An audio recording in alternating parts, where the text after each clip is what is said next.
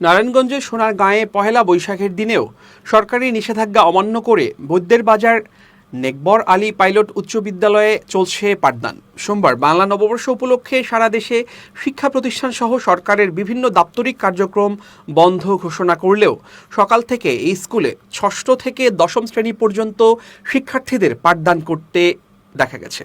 সরেজমিনে গিয়ে দেখা যায় উপজেলার বৈদ্যের বাজার ইউনিয়নের ঐতিহ্যবাহী বিদ্যাপীঠ বৈদ্যের বাজার নেকবর আলী উচ্চ বিদ্যালয়ের শিক্ষার্থীদের স্কুল ড্রেস পরিহিত অবস্থায় বিভিন্ন শ্রেণীকক্ষে ষষ্ঠ থেকে দশম শ্রেণী পর্যন্ত চলছে পাঠদান কর্মসূচি।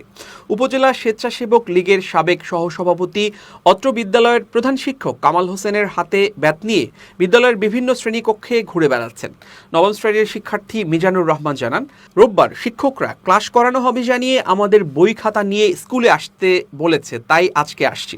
বিদ্যালয়ের শিক্ষক বশির উদ্দিন জানান, বিদ্যালয়ের কর্তৃপক্ষ ও প্রধান শিক্ষকের নির্দেশনায় শিক্ষার্থীদের ক্লাস করানো হচ্ছে। এখানে আমরা চাকরি করি, তাই তাদের নির্দেশনা পালন করতে হয়। ক্লাস করানোর সময় আরেক শিক্ষক জানান, এবার বই দিতে অনেক বিলম্ব হয়েছে, তাই ছাত্রছাত্রীরা পড়াশোনায় পিছিয়ে রয়েছে। এজন্য আজকে ক্লাস করানোর নিয়ম না থাকলেও শিক্ষার্থীদের নিয়ে এসে ক্লাস করানো হচ্ছে। বিদ্যালয়ের প্রধান শিক্ষক কামাল হোসেন একটি দৈনিক পত্রিকাকে বলেন, যেহেতু বিশ্ববিদ্যালয়টি বর্তমানের এসএসসি পরীক্ষার্থীদের কেন্দ্র, তাই বেশিরভাগ সময়েই বন্ধ থাকে। তাই শিক্ষার্থীদের পড়া যেন পিছিয়ে না যায় সেজন্য শ্রেণীকক্ষে পাঠদান করানো হচ্ছে।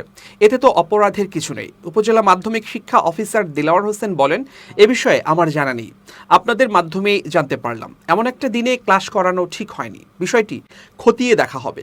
প্রধান শিক্ষক কামাল হোসেন উপজেলা স্বেচ্ছাসেবক লীগের সাবেক সহসভাপতি।